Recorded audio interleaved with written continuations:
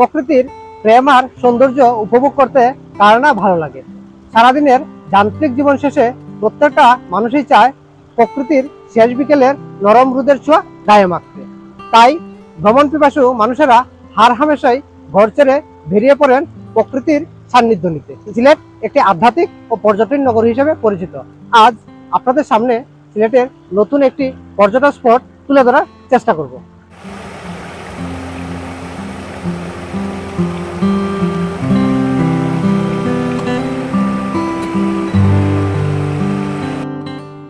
নাগরিক জীবনের কোলাহল মানুষের নিত্যসঙ্গী এখানে।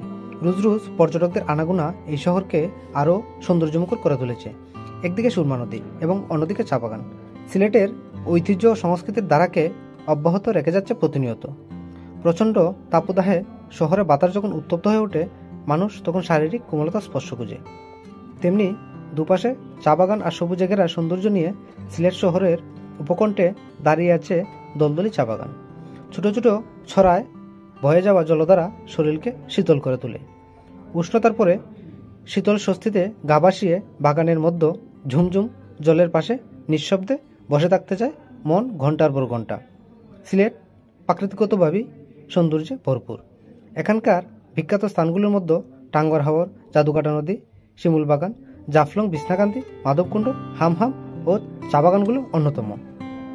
পর্যটকরা যখন এগুলো ভ্রমণ করে ক্লান্ত হয়ে ওঠেন, তখন ক্লান্ততা কাটাতে সিলেটের উপকণ্ঠেই দলদলি চা বাগানের ভিতরে স্থানীয়দের কাছে ডিডি নামে পরিচিত সৌন্দর্যে ভরা এই ছোট ছড়াটি দেখে আসতে পারেন। যদিও প্রবেশাধিকারে রয়েছে কিছুটা নিষেধাজ্ঞা, তাই পরিপূর্ণ পৃষ্ঠপোষকতা পেলে সম্ভাবনাময় পর্যটন স্পট হিসেবে গড়ে উঠতে পারে এই স্থানটি। সিলেটে এমন অনেক ছোট ছোট জায়গা আছে যার সঠিক গুরুত্ব দেওয়া হয় না বলে সেগুলো অবহেলিত।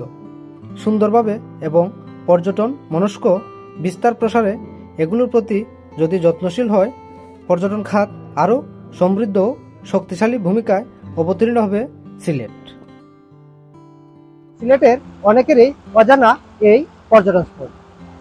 ছুটির দিনে পরিবার, পরিজন ও বন্ধুবান্ধব নিয়ে ঘুরে যেতে পারেন এই পর্যটন স্পট। আসলেই যেন মিশে যাবেন প্রকৃতিতে। পল্লব ভট্টাচার্য, সিলেট ভিউ, সিলেট।